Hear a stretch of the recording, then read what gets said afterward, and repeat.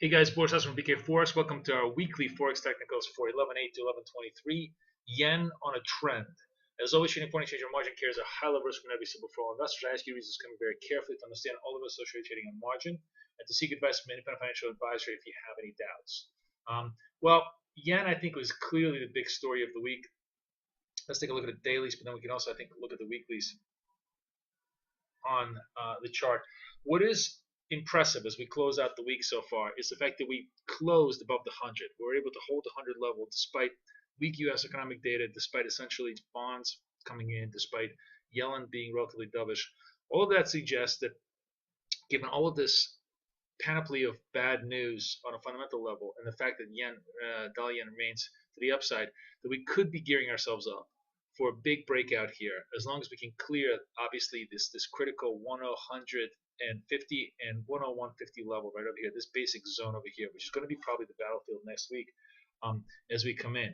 If we do fail, however, I mean this is one of those points that looks very vulnerable because if we can't generate enough momentum to take out the 50s and basically get ourselves into the 101s, we're basically at a point of making a triple top, and then it's going to retreat back perhaps to 99, which is still relatively decent support, maintains the uptrend. But if it starts retreating back to 98, that becomes in danger of essentially establishing a short triple top again and more of a downside price action on the yen. So yen is clearly inching for a breakout here, but it's far from certain whether we're going to be able to get this to the upside.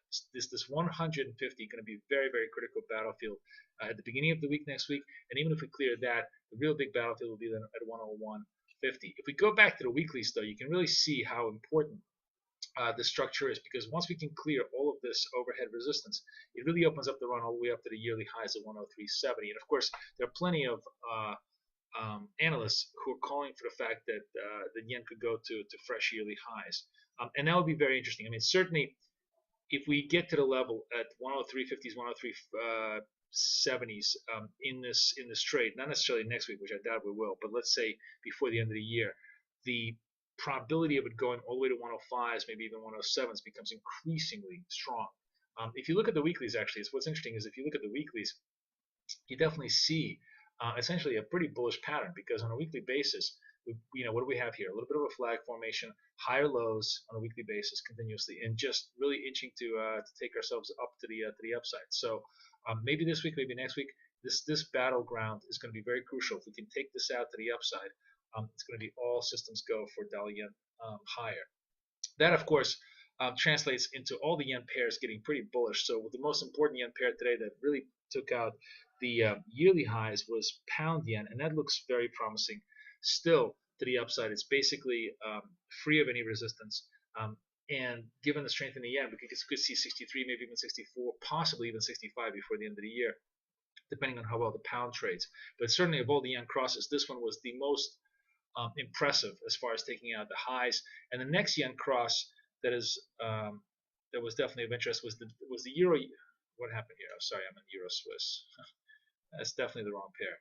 Euro yen, which is now coming up to this very crucial 3,500 level. So 13500, those are the yearly tops.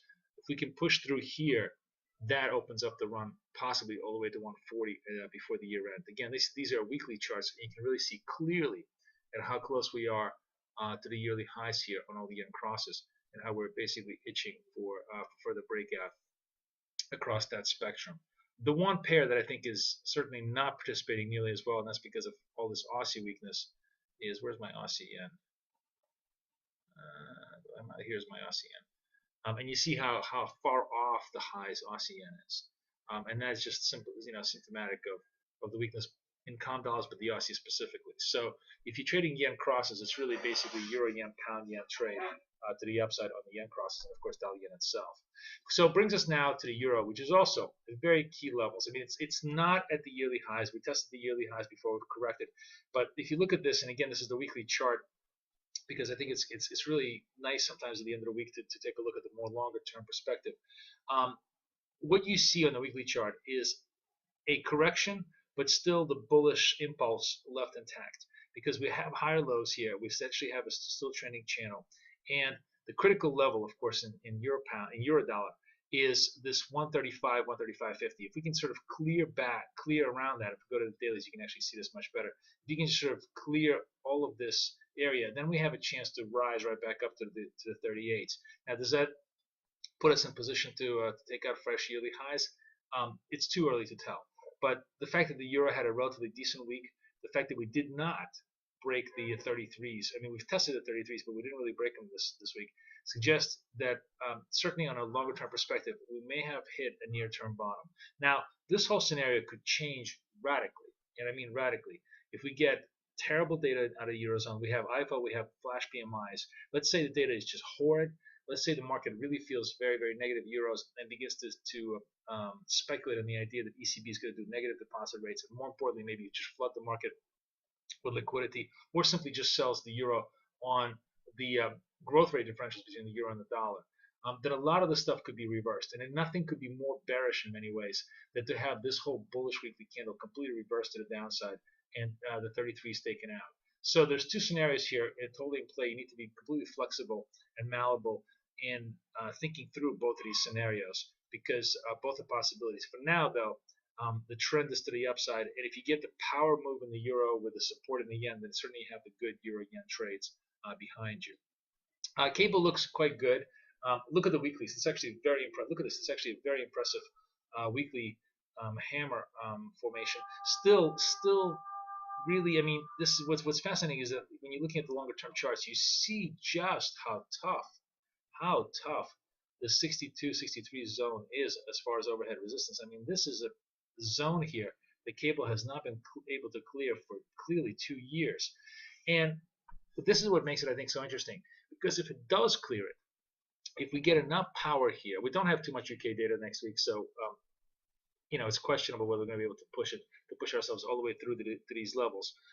And it may take a couple more weeks of positive UK economic data, a complete change of posture from the BOE, perhaps even talk of curtailing QE and considering the idea of tightening monetary policy sooner rather than later.